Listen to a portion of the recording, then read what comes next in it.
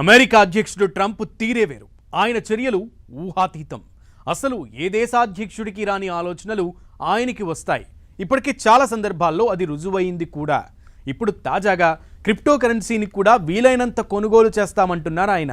కొనుగోలు చేసిన క్రిప్టో కరెన్సీని స్టాక్ పెడతామని, అసలు అమెరికాని డిజిటల్ కరెన్సీకి రాజధానిగా మార్చుతామంటూ ప్రకటించేశారు.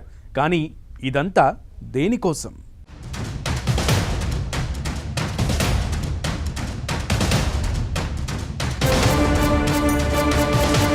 క్రిప్టో కరెన్సీనే రిజర్వ్ ధనంగా మార్చుతానంటున్న ట్రంప్. అమెరికా అధ్యక్షుడి నోటి మాటతో భారీగా పెరిగిపోయిన క్రిప్టో కరెన్సీల విలువ.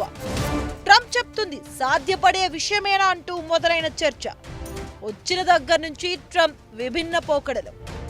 కరెన్సీ ఖర్చెక్కువైందంటూ సెంట్ ప్రింట్ ఆపమన్న అమెరికా అధ్యక్షుడు ట్రంప్ తాజాగా క్రిప్టో కరెన్సీని తలెత్తుకున్నారు. అసలు ఏ దేశంలోనైనా సెంట్రల్ బ్యాంకులు అంటే రిజర్వ్ బ్యాంకులు ప్రింట్ చేస్తున్న కరెన్సీనే రిజర్వ్ ధనం కింద దాచుతారు. కరెన్సీ కాకపోతే బంగారాన్ని కూడా రిజర్వ్ గా ఉంచుతారు. అవసరమైన సందర్భాల్లో వాడుతారు. కానీ ట్రంప్ మాత్రం అసలు అమెరికానే క్రిప్టో కరెన్సీకి క్యాపిటల్ గా మార్చుతానంటూ ప్రకటించారు.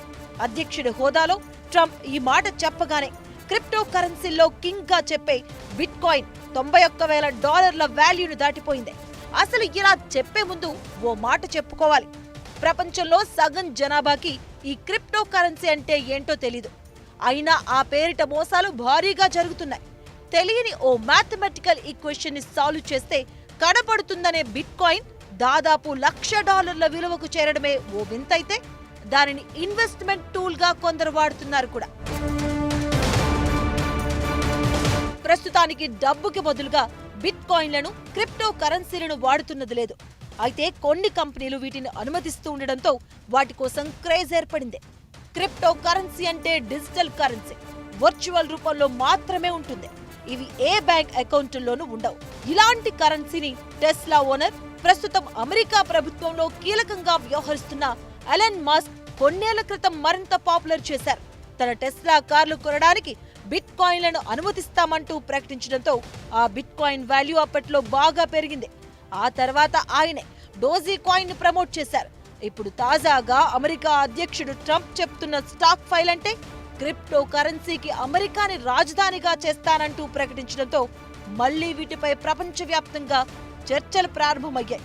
మార్చ్ 7న వైట్ హౌస్ లో పెద్ద సభ కూడా పెట్టడంతో ఇవి తారాస్థాయికి చేరాయి. ప్రస్తుతానికి ఎల్ సాల్వడార్ దేశం ఒక్కటే ఈ ట్రంప్ చెప్తున్న క్రిప్టో కరెన్సీని రిజర్వ్ చేస్తుంది.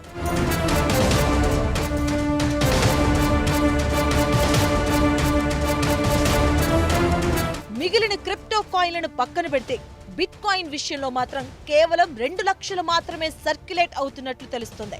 ఇలా 2 లక్షల వరకు వర్చువల్ గా సేకరించిన బిట్ కాయిన్లను అమెరికా ప్రభుత్వం తన దగ్గరే అంటుపెట్టుకుంది. బంగారం ఎలాగైతే ఫోర్ట్ నాక్సన్ లో దాచిందో ఈ వర్చువల్ మనీని కూడా డిజిటల్ స్టోర్ లో దాస్తుందని చెప్తున్నారు.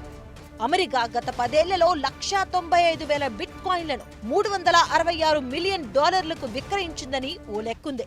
వాటినే కనుక దాచి ఉంచితే వాటి విలువ $17 బిలియన్ చేరుతుందని కొందరి లెక్క. ఇలానే ఇతర క్రిప్టో కరెన్సీలను కూడా దాచి ఉంచి ఆ తర్వాత లాభం పొందాలి అనేది ట్రంప్ వ్యూహంగా చెప్తున్నారు. మరి ఇలా దాచిపెట్టిన బిట్ కాయిన్లను ట్రంప్ ఏం చేయబోతున్నారు? క్రిప్టో కరెన్సీని స్టాక్ పెట్టి ఆయన ఏం సాధిస్తారు? ఇదే ఇప్పుడు అంతు పట్టకుండా ఉంది. అసలు క్రిప్టో కరెన్సీని దాచడంతో లాభమేంటి, నష్టమేంటి? ఈ వ్యవహారం వెనుక ఆయన ఆశిస్తున్న ప్రయోజనాలేంటి? నిజంగా అన్ని ప్రయోజనాలే ఉన్నాయా? Watch this story.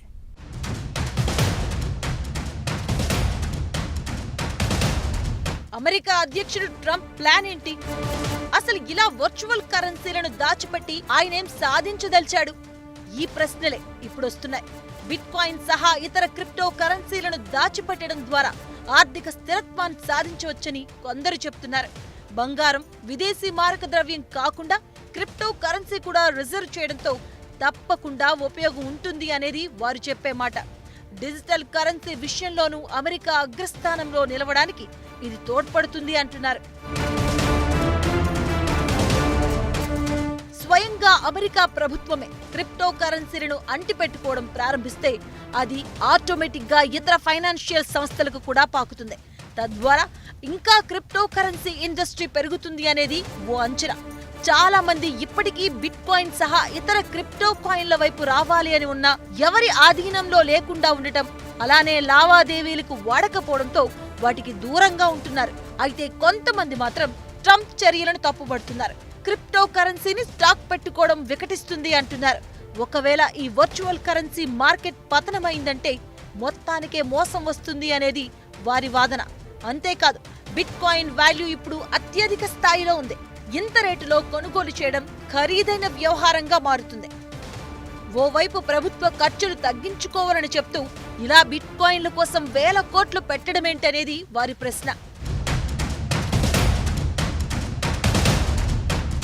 Bit coin, XRP, Solana, Cardano కాయిన్లను అమెరికా ప్రభుత్వం సేకరించి దాచాలి అని చూస్తూ ఉండగా తీవ్రమైన ఒడిదుడుకులకు లోనయ్యే క్రిప్టో కరెన్సీల్లో పెట్టుబడి పెట్టడం దేశానికి మంచి కాదనే విమర్శలు ఉన్నాయి.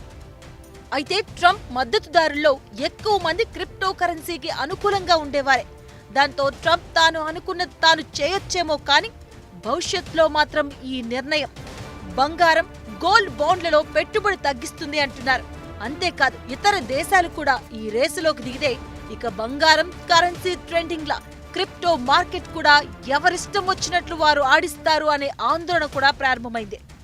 ప్రస్తుతానికి అమెరికా అధ్యక్షుడి హోదాలో ట్రంప్ తీసుకున్న ఈ నిర్ణయం అమలు కావడం అంత ఈజీ కాదు. డాలర్కి ప్రత్యామ్నాయంగా ఓ క్రిప్టో కరెన్సీని స్టాక్ పెట్టడానికి చట్టం ఒప్పుకోదు. దానికోసం అమెరికా పార్లమెంట్ ఆమోదం తప్పనిసరి. ఈ నేపథ్యంలో రాబోయే రోజుల్లో క్రిప్టో కరెన్సీ మార్కెట్ల లావాదేవీలు ఊపందుకోనుండగా ట్రంప్ తీసుకున్న నిర్ణయం పర్యవసానాలు తేరడానికి కొంత సమయం పడుతుంది.